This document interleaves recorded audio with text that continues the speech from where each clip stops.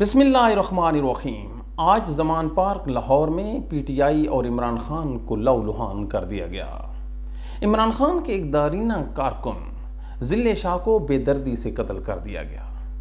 یہ قتل کیوں ہوا؟ ایک معمولی سا دفعہ ہے 144، اس کی وائلیشن کی جو سزا پرووائیڈڈ ہے وہ 500 روپے یا 3 ماہ کی ڈیٹینشن ہے۔ اس کی وائلیشن پہ اتنا زبردست ریئیکٹ نگران حکومت نہیں کر سکتی۔ دراصل یہ عمران خان کے لیے ایک پیغام تھا کہ جناب آپ اور آپ کی جماعت پی ٹی آئی اور آپ کے کارکن پاکستان اور ہمارے لیے قابل قبول نہیں۔ یہ وہ نفرت تھی پاکستان کی سیکورٹی فورسز کی طرف سے، انکلوڈنگ پولیس، کہ وہ عمران خان اور پی ٹی آئی کے بارے میں کیا سوچتے ہیں۔ اب عمران خان نہ سمجھے، تقریباً سمجھ چکا ہے، اسی لیے اس کے کارکن گھیرا ڈال کے بیٹھے ہیں کہ اس کو پکڑ نہ لیں، وگرنہ اس کی جان کو ان سے خطرہ ہے جو ان کو پکڑنے آ رہے ہیں۔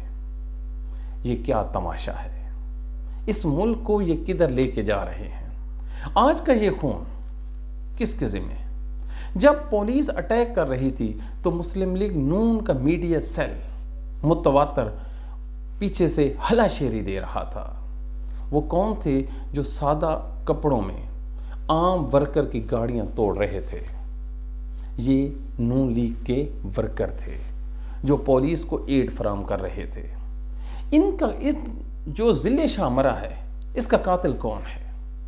اس کا قاتل اس ملک کا نگران وزیر اعلیٰ اور وزیر داخلہ ہے۔ اس کی کڑیاں آپ ملا لیں سانحہ ماڈل ٹاؤن سے سانحہ زمان پارک تک، وہی چہرے، وہی پولیس، وہی عملہ اور وہی تشدد۔ نہ پہلے کسی کو سزا ہوئی، نہ آئندہ کسی کو سزا ملے گی۔ اب عمران خان کے لیے کیا رہ گیا ہے؟ عمران خان کو اس بدبودار نظام کے خلاف علم بغاوت بلند کرنا ہوگا۔ اس کی زندگی کتنی ہے؟ ذل شاہ بھی ہنس کے کھڑا تھا، اسے پتہ ہی نہیں چلا اور وہ مر گیا۔ اسی طرح ایک گمنام گولی عمران خان کے سینے میں پیوست ہوگی اور یہ قتل ہو جائے گا۔ اس پہ جب 324 کی ایف آئی آر کٹی وزیر آباد میں، اس کو فائر لگا، کچھ ہوا؟ عرشہ شریف قتل ہوا، کچھ ہوا؟ فاطمہ جناح مر گئی، کچھ ہوا؟ قائد اعظم کے ساتھ جو ہوا کچھ ہوا؟ بے نظیر مر گئی، کچھ ہوا؟ کچھ بھی نہیں ہونا۔